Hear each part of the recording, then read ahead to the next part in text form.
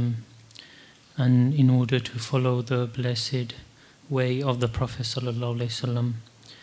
And all salam and durood upon the greatest of messengers, Sayyidina Muhammad Rasulullah sallallahu alaihi wasallam, and the blessed family, companions, the righteous and pious, especially our teachers and masters who have taught the path towards success and towards the footsteps of the Prophet sallallahu alaihi wasallam, likes of Sheikh Ahmad Dabbar, Sayyidina Abdul Aziz Dabbar Rahmullah, and all the Mashayikhs. Alhamdulillah, you have been, mashallah, listening and also practicing some of the muraqabahs, and alhamdulillah, we have seen that many of you are already, mashallah, experiencing and tasting the blessing and the miracles really in your lives. So this is something now we're going to go through, which is Salatul Miraj. And this is something that you can do every day. Like you saw, you were sitting, you have to go through at least a few time and effort as such through the lataifs. But imagine doing this 5 times a day in Salah through the day, and you could be traveling towards these blessed places, of the unseen angelic places, and meeting the Mashayikhs, meeting the Prophet sallallahu alaihi wasallam, being in great company. So if someone, one thing I will say is that if someone were to give you and ask you what is the most enjoyable thing to you that you like doing, what will it be? So imagine it comes in your mind, what is the most enjoyable thing? What will it be? Some people may be thinking, I like socializing with friends, with relatives. Someone might say and have an opinion that I like going to holidays, enjoying time, looking at sceneries. So everyone has different things. Some people say, I like the different fruits. That is what is enjoying to me. What is your favorite thing that is in your life? If money was not the question, what will it be in your life? What would be the most enjoyable thing to you? Some people might say, I like to go Umrah, every week, or I like to visit places that I've never been, etc. So, and the children as well, they will have their own level as well. If you were to ask them, what is the most enjoyable thing to you? But when it comes to mind, you will find that in the seerah of the Prophet sallallahu alaihi wasallam, what was the most enjoyable thing to the Prophet sallallahu alaihi wasallam? That is a question we should also try and ponder and reflect. The most enjoyable thing. And the Prophet ﷺ has mentioned that it is the coolness of the eyes and the hearts and pleasures. And what is this? The coolness of my eyes and the hearts and pleasures. When really this thing, the person forgets where he is. Where he is, he forgets. He even forgets the time as well, the time he is spending there. You see, when you enjoy something, time goes very quickly and you think, where's the time gone? This is what is enjoying, really. So if you look in your life, what is it that is enjoying to me, and time goes very quickly? You can reflect on your own self. And this is Salah for the Prophet sallallahu alaihi wasallam. That Salah is the coolness of their eyes, and it is the peace inside their hearts. This was the most enjoyable thing to the Prophet sallallahu alaihi wasallam. For us, it becomes a shock that Salah is enjoyable, and you can see now even in the Salah, the Fajr time, how many people will attend. Even though this is a big mosque, how many people attend? So for us, TV might be an enjoyable thing. That brings coolness to our eyes. Looking at things that we shouldn't be looking at, unlawful, that could be the coolness to our eyes.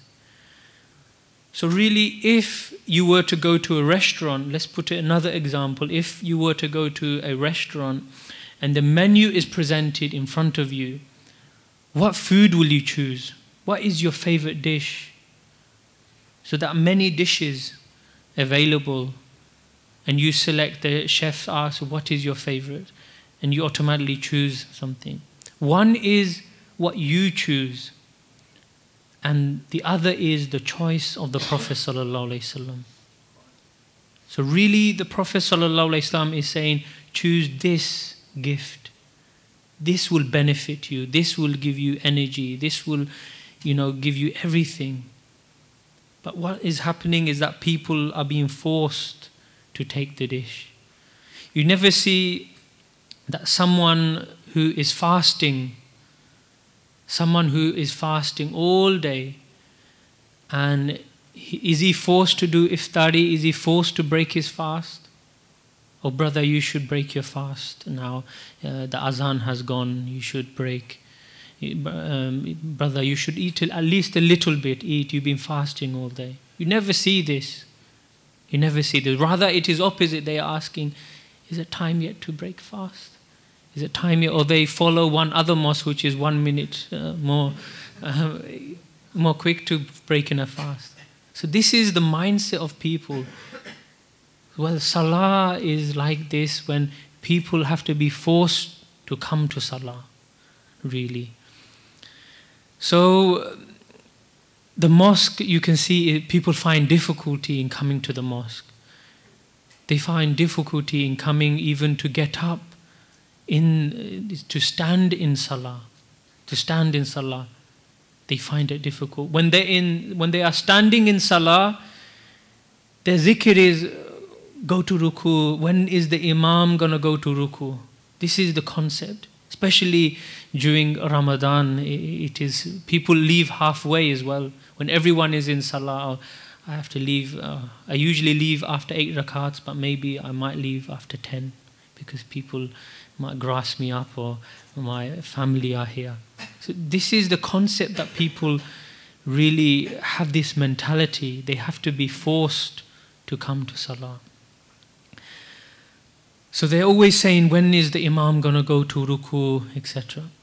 So there's an incident once we mentioned, we've heard that there was this person in Pakistan, and I think it was in another country or so, and every day he used to see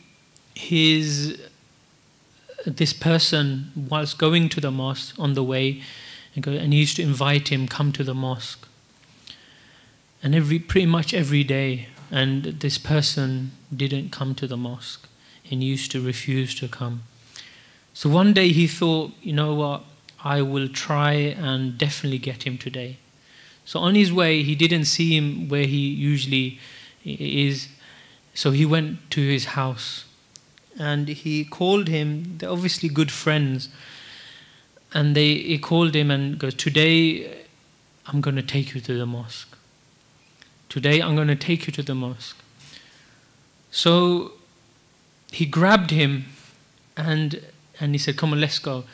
So the other person is grabbing onto the door like this. It's like he's allergic to the mosque or something. Something is going to happen.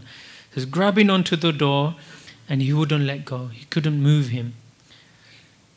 Then he was as though, shouting and, screaming, help me, bachao, bachao, help me, someone help me. And then his family heard this. They thought maybe a robber has come into the house and is robbing everyone or something. So he said, quickly come, jaldi aao. So he thought the family's thinking something's happened to this, to the family member. So they seen it's only because they wanted to take him to the mosque. So this is, people have to be forced to come to something which is benefit for them. And this is the mindset now. really people are allergic to the mosque. They feel that something's going to happen to them if they enter the mosque. Really, it is opposite. This is the house of Allah Azza wa Jal. This is where really the blessing descends, when it descends to all of the worlds. It descends to the righteous places. The angels descend. So, Salah is a gift from Allah Azza wa Jal. Salah is a gift. Imagine if someone gave you a gift and you did not appreciate it. Imagine someone gave you, said, I have 10 diamonds, and I want to give you as a gift. It's the most priceless diamond jewel.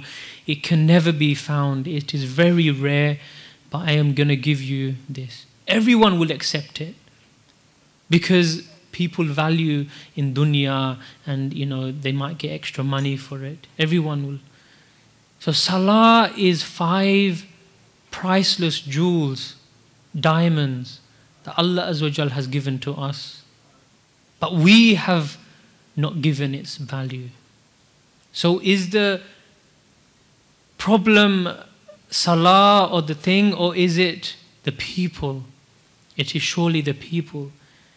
They have not accepted or realized the value of Salah. That is the problem. So when we recite in At-Tayyatu, it is mentioned that when it is mentioned, Assalamu alayka ayyuhan nabi, it is mentioned that peace be upon you, O Prophet of mine, and rahmah and barakah be upon you. And the reply of the Prophet ﷺ is that Assalamu alayna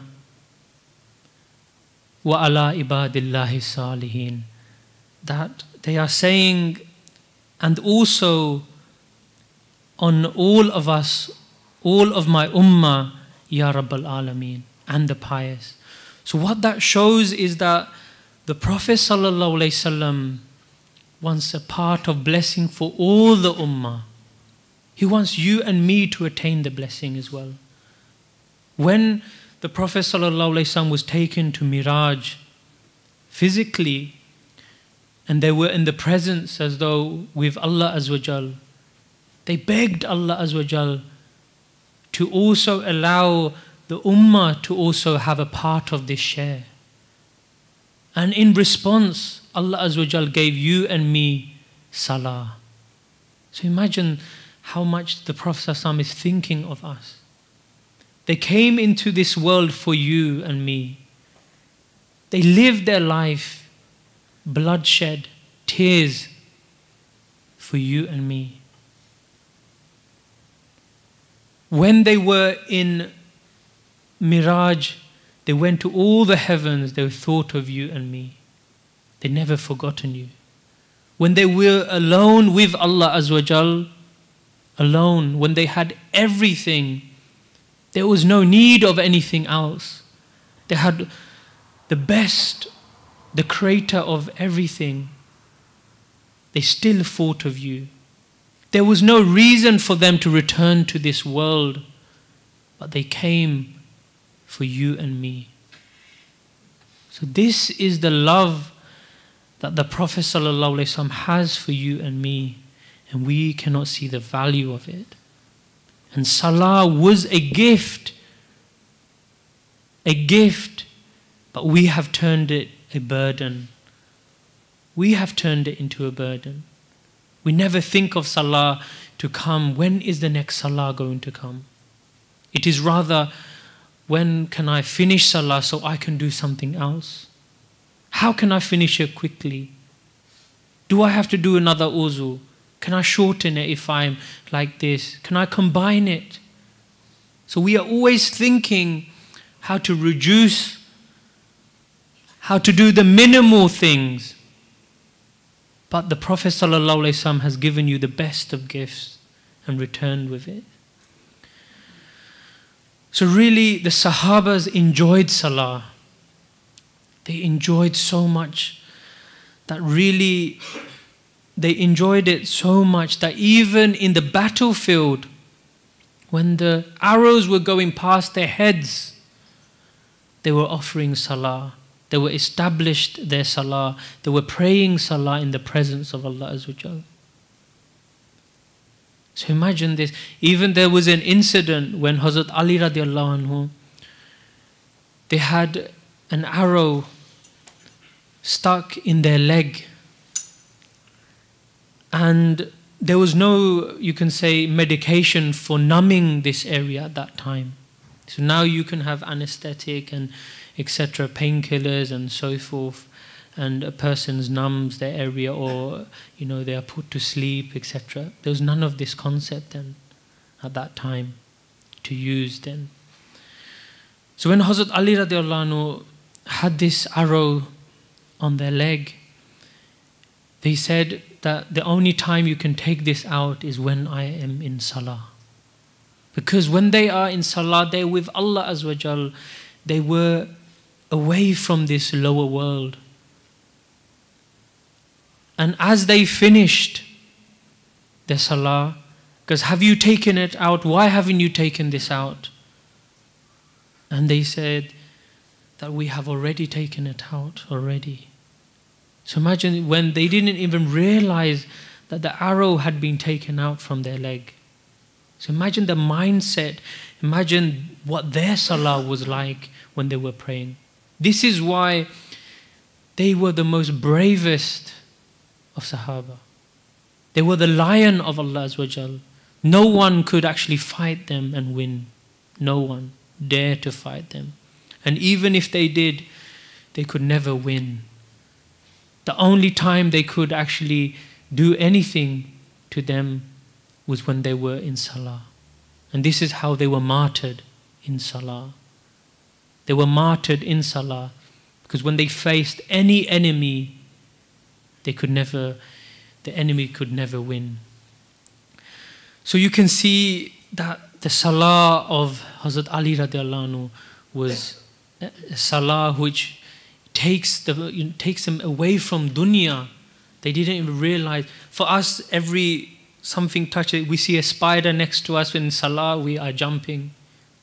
There's a spider next to us. It's crawling on our legs. That's even, this is what's happening. So you can see the salah when everything distracts us. Someone is moving, people are distracted.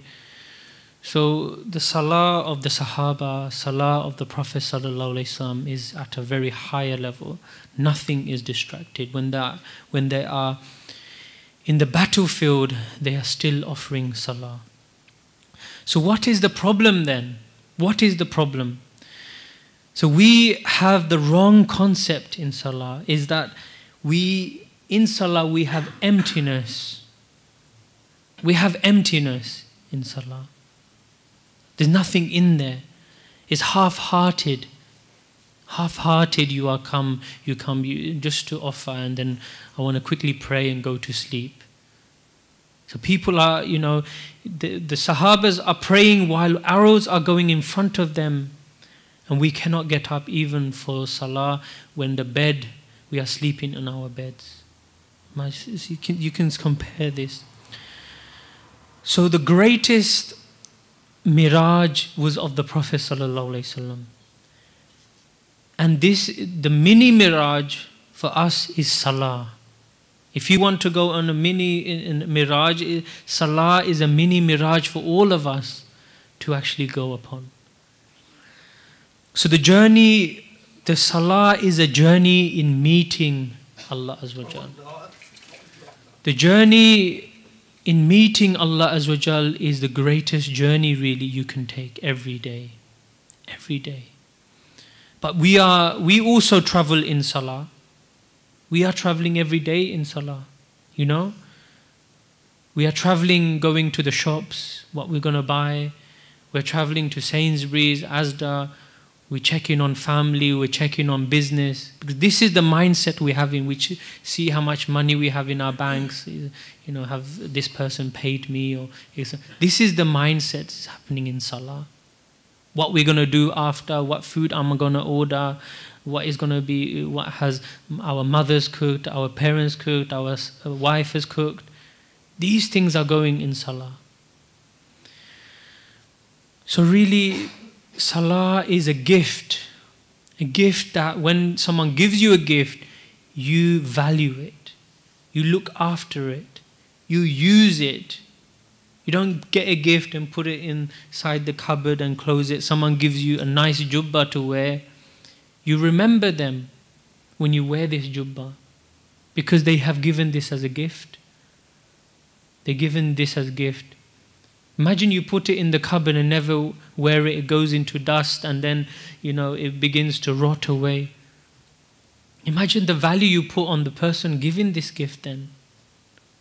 So Salah is a gift for all of us. It is like a jubbah that you wear to travel to and meet Allah Azza wa Jal. If you want to meet Allah Azza wa Jal, then wear the jubbah of Salah. This is how simple it is.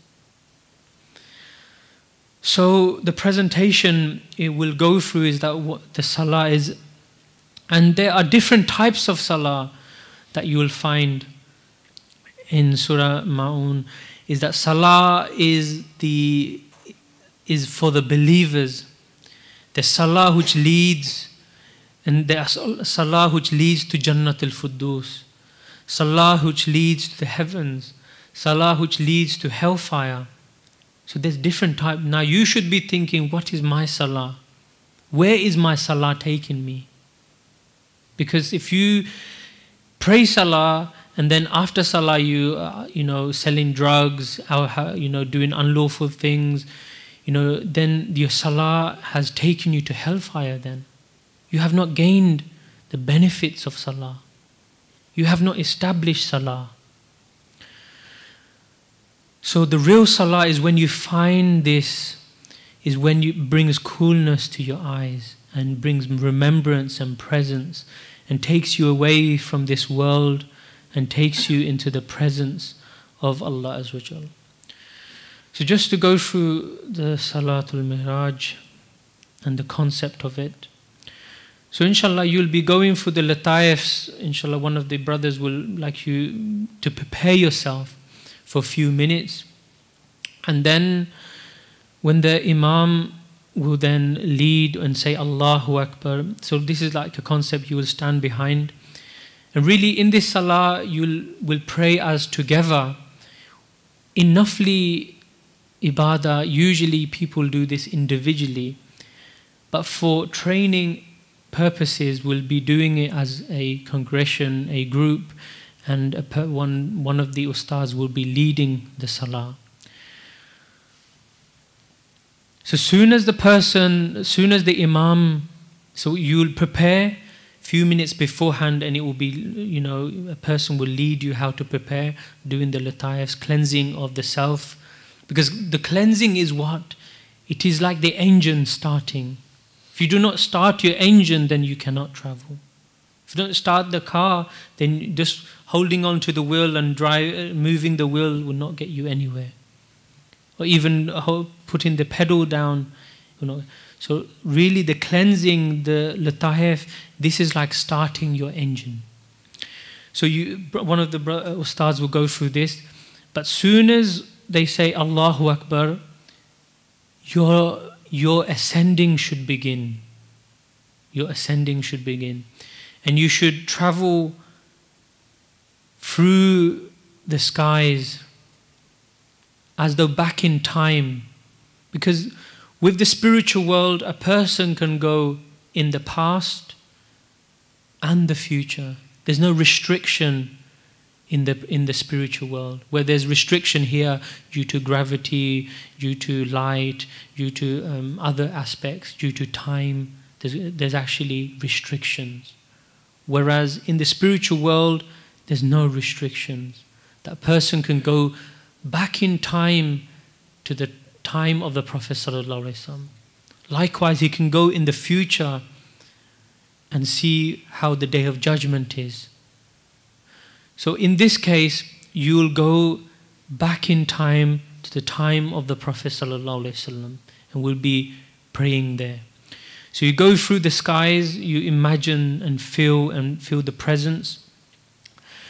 You go through the mountains of Makkah and Medina, and you can see as though you're getting closer to the blessed place of the old Medina Sharif. So this is the old Medina Sharif, and this is, okay, the cursor's there, and this is like the house surrounding the blessed mosque is the house of the companions. And these are the blessed house of our blessed mothers. And this is where the Prophet ﷺ used to pray. And they used to lead here. So they used to come out of the blessed house and they used to lead the prayer here under the shade. The Sahaba Sufa used to be here, residing there. So imagine how this blessed imagery is that someone has this type of vision in Salah. Will he get distracted with any thought? He'll be looking around and trying to find which are these houses even before coming into the mosque. He'll be trying to hear the azan of Hazrat Bilal radiallahu anhu. Imagine, this is what we're trying to say, is that you can also have this blessed journey as well. So this is, you can say, the original, see here. And then you could even go through the parts of Medina Sharif where other places are. But the original Masjid al-Nabawi, imagine entering, everyone may be seen the current Masjid al-Nabawi, the current blessed mosque of the Prophet ﷺ. But imagine how it will be to pray in the original mosque at the time of the Prophet ﷺ. How would that feeling be? That you be looking for the companions. You feel as though you are standing next to Hazrat Ali radiallahu anhu. And if you were to look, you'll find them as well.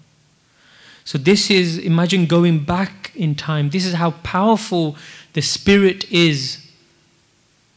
So if you think this is the actual Salah for you. This is how it should be. It should take you back in time as though praying with the Prophet ﷺ. But instead we're finding it burden to come here. So this is why people find burden, is that they fill their minds with other things. They filled with other things. But if they fill it with the remembrance of Allah and this type of imagery, then shaitan won't be able to put waswasa. If your mind and heart is already filled with light and vision of Masjid al-Nabawi and the thought and feeling, then shaitan won't be able to put any waswasa. So people like to surf the internet, they like to surf Facebook. This is also a page in your minds that you can establish. So have a page in your mind like this as well. So then after this, person can go again, travel, and he can try and pray his second rakat in the Kaaba, the old Kaaba, Makkah Sharif. He can try and pray there. Imagine how it was then. Imagine the atmosphere then. So after this, praying there, you will pray near the sacred Kaaba, like here. Imagine how it would be. Even sometimes people say that when they praying there, they then imagine and they feel as though they're doing tawaf of the Kaaba as well. So they are like in Umrah with the Prophet ﷺ. Imagine how that will be. People done Umrah before. But how would it be if you did Umrah with the Prophet ﷺ? So pray next to the blessed Kaaba. So this, and then after that you go to Jerusalem and you travel to Masjid al-Aqsa, and this is the boundary of Aqsa. This is the Masjid al-Aqsa here, and this is where all the prophets and messengers prayed together. This is where they prayed. Imagine praying with all the prophets and messengers. Which prophet will you be looking for? Alayhi salam. Will you be praying next to Hazrat Musa alayhi salam? Hazrat Isa alayhi salam? Who will you be praying next to? So then imagine you are there praying. Then after this, you then travel further as well. So sometimes, like I mentioned, we do travel, but we travel to the lower realms, which is good business, which is, the shops. We travel there, what we'll do after the prayer. We're always thinking. Shaitan will always put whispers in your mind, always. But like we said before, if you already filled it with light, then Shaitan is unable to put anything. So fill it with the presence. Fill it with these imagery in your mind, at least. So sometimes we try to fight the devil. So the devil throws whispers. It is like bullets coming. But instead of, we should always be on the offensive side, not the defensive. We should be fighting Shaitan. The shayateen should be going to the big devil and saying, I'm having trouble with Abdullah, he's still praying Salah. I'm trying to make him miss Salah, and he's always traveling in Miraj. I can't do anything about it. Rather, we are saying, I'm having trouble with whispers and shayateen. Rather, it should be the opposite. We should be the offensive, that we go up and fight Shaitan. Before what we are doing, when we are not thinking and thinking about anything, we are as though telling Shaitan to send me some whispers. Send me some whispers. I'm ready to be killed by your bullets. But we should be in the offensive and bringing the remembrance of Allah Azza wa Jal, remembrance of these blessed places in our hearts and minds. So then after that, you'll be able to pray ahead into the Kaaba, beyond the Kaaba, in the heavens. And these are many heavenly openings, you can say. The first heaven you travel to. The first heaven you travel to. This is where Hazrat Adam alayhi salam is. So imagine praying there. What would be the atmosphere there? What will you see there? And then beyond, there will be different realms in Salah. Imagine these realms. This is something that you can't imagine. No eye has ever seen. No ears have ever heard. No images that anyone can bring. The best of imagination can even not even bring. So imagine this. If you have this type of vision in Salah, do you think anything will distract you? It won't distract you. You will want Salah to continue forever, really. Time will not be a thing. People have prayed, mashallah, Salah like this. People pray Tarawih, they think they've been praying for days because the Imam is reciting long surahs. That's how people feel. When is it going to end? But when you read like this, when you offer and establish Salah like this, Salah will be going like a blink of an eye. Be 5 minutes. So praying on the first heaven and beyond. So these are some of the imagery, and then you travel higher and that. So really what I'm trying to say is that even after coming back from Salah, we then give salam on both sides, the right and then left. Have you ever imagined why we give salam? Why we give salam is because we've traveled somewhere. We went somewhere and we returned. We've come back to this world. And we are giving salam to all the creation on my right, all the creation on my left. And what you are saying, you're saying salam, you're saying from today, now, after I've returned, I will not harm you. My tongue will not harm you. My hands will not harm you. I will bring peace to you. This is what you are saying when you're giving salam when you return. People think, what is offering salah? What is establishing salah? Establishing salah is when and what you do after salah. Has the salah had an effect on you? That's when it is established. When out of salah you bring peace to the creation. When you have compassion upon the creation. People are not scared what you will do to their money. People are not scared if you backbite behind them. So really establishing salah, and this is why, Allah subhanahu wa ta'ala has mentioned that we should establish salah, is that when you return, when you come out of salah, that when you go out of the mosque, you are as though in salah, that when you deal with people, you are as though with Allah Azza wa Jal. When you deal with your neighbors, it is as though the Prophet Sallallahu Alaihi Wasallam is with you. This is how it should be. And this is the true salah really. This is establishing salah. Is when salah comes in you. When if it follows you, rather people think salah is only in the mosque.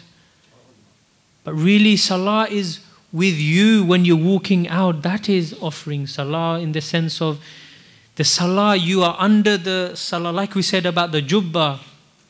You're wearing the jubbah of salah and you ascend to the heavens. You keep on this jubbah, the presence of Allah Azza wa Jal, presence of the Prophet Sallallahu Alaihi Wasallam. Then a person has really established salah. So inshallah, this is something that it was a gift to you that the Prophet Sallallahu Alaihi Wasallam has given. And now it is our responsibility to offer thankfulness and establish this in our lives, really. So really now it is up to you how you deal. Everything will be questioned in the Day of Judgment. Everything, every atom, weight, what gifts you've been given. Gift, we never thought salah is also a gift. Water is also a gift. Our eyesight is also a gift. Using our voice is also a gift. Our body is a gift. Everything is a gift. But everyone will be judged on how they use their gifts in this world. And inshallah, we should try and establish salah and pray salah as though the Prophet ﷺ showed us in Miraj and the night prayer towards Allah Azza wa Jal. So may Allah Azza wa Jal enable all of us to ascend to the heavens and to truly meet Allah Azza wa Jal through salah. And after we come out of salah, that we are yearning for the next salah to come. This is a true person, that where he is waiting. The companions used to wait until the Prophet ﷺ came out of their blessed home. Until Fajr, they used to just wait. When is the Prophet ﷺ going to lead us to Allah Azza wa Jal? We are saying, when the Imam going to finish? When are the Imam going to finish? But the mindset of the companions is that when is the Prophet ﷺ going to lead us to Allah Azza wa Jal? And this is the greatest company that you can have. So may Allah Azza wa Jal enable all of us to establish this in our life and also travel to meeting Allah Azza wa Jal. And inshallah you'll have a practice of this salah inshallah in a few hours. Subhanaka bihamdika nashhadu an la ilaha illa anta astaghfiruka